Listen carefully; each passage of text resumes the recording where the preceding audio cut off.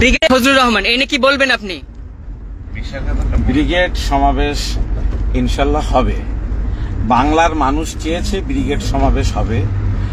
এত বড় ইসলামের উপরে আক্রমণ মোদী সরকার করেছে, মুসলমানরা মুখ বুজে থাকতে পারে না। যাদের ভিতরে ঈমান আছে তারা কোনোভাবে এটা মুখ বুজে বাড়িতে বসে সহ্য করবে না। অল ইন্ডিয়া মুসলিম পার্সোনাল ল বোর্ড ইতিমধ্যে ঘোষণা করেছেন যে দেশ জুড়ে আন্দোলন হবে যতক্ষণ এই কালা কানুন মোদী সরকার প্রত্যাহার না করবে।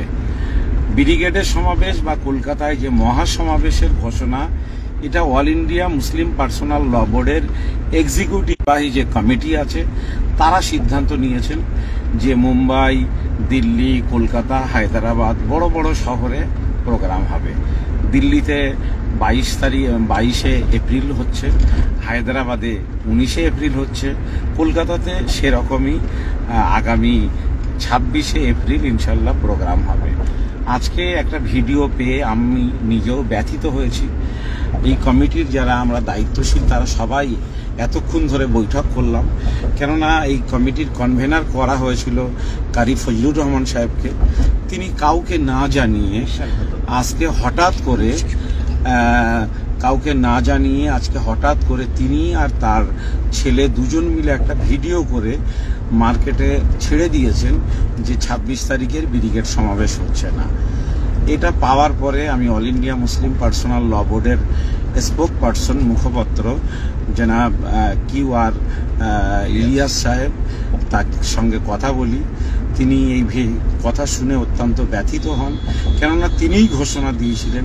তিনি কলকাতায় এসেছিলেন গত 10 এপ্রিল, সেখানে আমরা যারা মুসলিম পার্সোনাল ল বোর্ডের সদস্য আমাদের তিনি দাওয়াত দিয়েছিলেন এবং বিভিন্ন সংগঠনের যারা দায়িত্বশীল তাদেরও দাওয়াত দিয়েছিলেন। সেইখানে সবার পরামর্শক্রমে সিদ্ধান্ত হয়েছিল।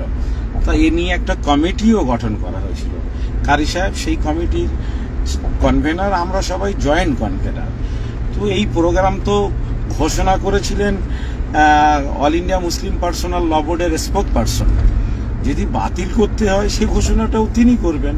কারি সাহেব তো এই প্রোগ্রামের ঘোষণা দেননি, এটা তো অল ইন্ডিয়া মুসলিম পার্সোনাল ল বোর্ডের প্রোগ্রাম। তাহলে তিনি যে ঘোষণা দিয়েছেন, মেম্বার কামরুজ্জামানও মেম্বার। তো যদি এটা পোস্টপন্ড হতো তাহলে নিশ্চয়ই অল ইন্ডিয়া মুসলিম পার্সোনাল ল বোর্ডের স্পোক পার্সন তিনি এটাকে পোস্টপন্ড পৌঁছেছে। অল ইন্ডিয়া মুসলিম পার্সোনাল ল বোর্ডের শ্রদ্ধেয় সভাপতি হজরত মৌলানা খালিদ সাইফুল্লাহ রহমানী সাহেব, উনি কালকে আগামীকাল বেলা 3টা যে কালকে চূড়ান্ত সিদ্ধান্ত হবে এবং এই প্রোগ্রামও হবে ইনশাল্লাহ। এই যে হঠাৎ করে তিনি যেহেতু তিনি কনভেনার ছিলেন এবং তিনি যদি একটা মেসেজ দিচ্ছেন, এতে আর কি আমরা বিভিন্ন বিশিষ্ট জনের তারা প্রশ্ন করছেন যে বিশ্বাসঘাতকতা পর্যায়ের একটা তারা মত প্রকাশ করছেন। বাংলায় হাজার হাজার মানুষ ইতিমধ্যে তারা প্রস্তুতি নিয়েছেন। কোথাও কোথাও বড় বড় জমায়েত হচ্ছে, যেখানে 20,000, 30,000, 25,000 লোক হচ্ছে। কালকে কোচবিহারে একটা সভা ছিল, লক্ষাধিক মানুষ সেখানে জমায়েত হয়েছে। ফলে মানুষ যখন হাজার হাজার গাড়ি বুক করা হয়েছে আসার জন্যে, বিভিন্ন এলাকা থেকে শত শত গাড়ি বার হবে, কলকাতা একটা ঐতিহাসিক ব্রিগেড সমাবেশ হবে। আমাদের চমকানো মোদী সরকারকে, আমরা মোদী সরকারকে মেসেজ দিতে চাইছি, ওই যে অমিত শাহ जितना विरोध करना है करो, हम लोग ये वाका बिल पास कराएंगे। তো আমাদেরও তো একটা চ্যালেঞ্জ আছে যে ওনারা ঘরে বসে শুধু সংখ্যাগরিষ্ঠতার জোর দেখিয়ে সংখ্যালঘু মুসলমানদের ধর্মীয় অধিকার কেড়ে নেবেন আর আমরা মুখ বুজে বরদাস্ত করবো, সেটা হবে না। তাই গোটা দেশের মানুষ চ্যালেঞ্জ হিসাবে নিয়েছে। মুসলমানরা তো কাপুরুষ হয় না, মুসলমানরা লড়াকু হয়। তাই মুসলমানরা এটাকে চ্যালেঞ্জ হিসাবে নিয়েছেন। যেহেতু মোদি চ্যালেঞ্জ দেখিয়েছেন, অমিত শাহ চ্যালেঞ্জ দেখিয়েছেন, আমরাও সেই চ্যালেঞ্জটাকে গ্রহণ করেছি। তাই আমরা আগামী 26শে এপ্রিল ব্রিগেডে আসব। গোটা দেশের মানুষ দেখবে যে শহরে, অন্যান্য শহরেও মিটিং হচ্ছে, কিন্তু আমরা চেয়েছি যে কলকাতায় অল ইন্ডিয়া মুসলিম পার্সোনাল ল বোর্ডের যে সমাবেশ হবে সেটা যেন ঐতিহাসিক হয় এবং লক্ষ লক্ষ মানুষ আসবে, কিন্তু সম্পূর্ণ শান্তিপূর্ণ হবে। কারো ধর্মীয় ভাবাবেগে আঘাত দেওয়া হবে না, কোনো রাজনৈতিক নেতাকে গালি দেওয়া হবে না, কোনো সাম্প্রদায়িক উস্কানি হবে না, বরং সৌহার্দ্য আর সৌভ্রাতৃত্বের বার্তাও এখান থেকে দেওয়া হবে। যারা হিন্দু ভাইদেরকে বোঝাচ্ছেন যে এই আন্দোলন হিন্দু ভাইদের বিরুদ্ধে, আমরা এখান থেকেও বার্তা দেব যে হিন্দু ভাইদের বিরুদ্ধে এই আন্দোলন নয়, বরং মসজিদ এবং তথা আমাদের যে ধর্মীয় স্থানের যে অধিকার কেড়ে নিয়েছে তার বিরুদ্ধে আন্দোলন। মন্দির, গির্জা, গুরুদুয়ারার জন্য যে আইন আছে, তাদের যে অধিকার আছে, আমাদেরও সেই অধিকার ছিল। সবার অধিকারটা বহাল রেখে মোদী সরকার কেবলমাত্র মুসলমানদের অধিকারটা কেড়ে নিয়েছে। মুসলমানদের ওয়াকাফ তথা ধর্মীয় যে সমস্ত সম্পত্তি তার অধিকার কেড়ে নিয়েছে। এর বিরুদ্ধে লড়াই। মুসলমানরা সব কিছুর সঙ্গে বরদাস্ত করে, কিন্তু তাদের ঈমান, তাদের আকীদা, তাদের একাত্মবাদ, তাদের নামাজ, রোজা, হজ, যাকাত, এসব বিষয়ে মুসলমানরা কোনোভাবেই কখনো কারো সাথে আপোষ করেনি। হ্যাঁ, অনেক মানুষ দেখা যায় যে ইসলামের পোশাক পরে তারা ইসলাম বিরোধী কাজ করছেন। মুসলমানরা তাদের সাথেও আপোষ করে না।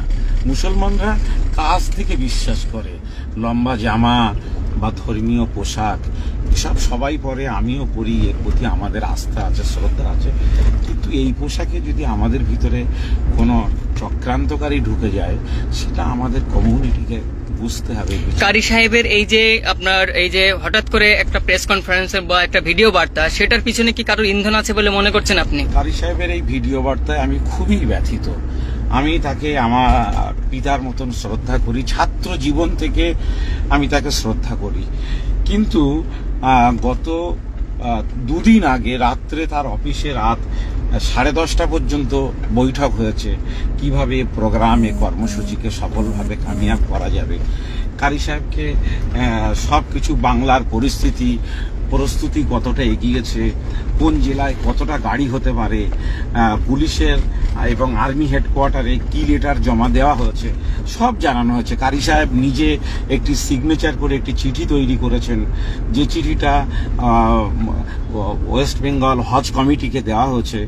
আগামী পরশুদিন এই ব্রিগেড সমাবেশের জন্য কারি সাহেব একটা মিটিং ডেকেছেন। সেই মিটিংয়ের চিঠি আমার কাছে আছে, আমাকেও দিয়েছেন, আমি নিয়ে এসেছি। এই মিটিংটা হবে যে ব্রিগেড সমাবেশ সফল করার জন্য একটি প্রস্তুতি মিটিং কারি সাহেব ডেকেছেন। ইতিমধ্যে আমি ফুরফুরা শরীফের পীর সাহেবদের সঙ্গে আলোচনা করেছি, বিভিন্ন মুসলিম সংগঠনের যারা দায়িত্বশীল তাদের সঙ্গে আলোচনা করেছি। আজকে দুপুরবেলা ট্রেনে করে গিয়ে বসিরহাটের মাওলানাবাগে পীর আল্লামা শরফুল আমিন সাহেবের সঙ্গে আলোচনা করেছি। তারা সবাই বলেছেন যে স্বতঃস্ফূর্তভাবে মানুষ আসবে। এটা রাজনীতির ঊর্ধ্বে, এটা আমাদের যে নিজস্ব মযহাবগুলো আছে, সেই মযহাবী যে মতনৈক্য আছে তার ঊর্ধ্বে, এবং এই সমাবেশ হবে আমাদের যে রাজনৈতিক ভেদাভেদ আছে, বিভিন্ন রাজনৈতিক মতাদর্শ আছে, তারও ঊর্ধ্বে সমাবেশ হবে। এবং অল ইন্ডিয়া মুসলিম পার্সোনাল ল বোর্ডের যেমন মহামান্য সভাপতি, সাধারণ সম্পাদক তারা থাকবেন, অন্যান্য যারা ডিগনিটারি তারা থাকবেন, এবং আমাদের মনের ইচ্ছা যে পার্লামেন্টে যারা নরেন্দ্র মোদী এবং অমিত শাহের এই কালা কানুনের বিরুদ্ধে চোখে চোখ রেখে যারা লড়াই করেছেন, তাদেরকেও এই সমাবেশে আমন্ত্রণ জানানো।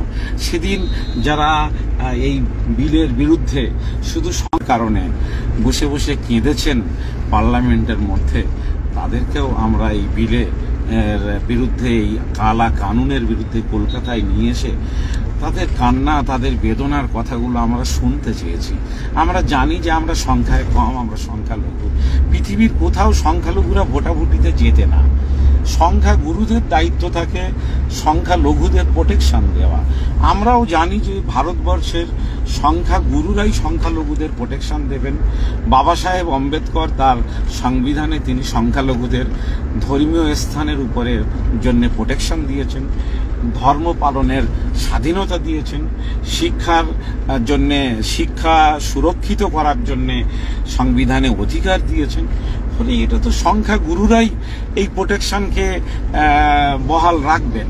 কিন্তু এমন একটা নাফরাত সৃষ্টিকারী সরকার, ফ্যাসিবাদী সরকার এসেছেন, তিনি যে দুর্বল তার উপরে আক্রমণ করছেন, কৃষক ভাইরা দুর্বল তাদের উপরে আক্রমণ করছেন, শিখ সম্প্রদায়ের মানুষ দুর্বল তাদের উপরে আক্রমণ করছেন, মুসলমানরা দুর্বল তাদের উপরে আক্রমণ করছেন, খ্রিস্টানরা দুর্বল সংখ্যায় কম তাদের উপরে আক্রমণ করছেন। এ এক চূড়ান্ত ফ্যাসিবাদী শক্তি, আর গোটা ভারতবর্ষে নৈরাজ্য তৈরি করতে চাইছেন।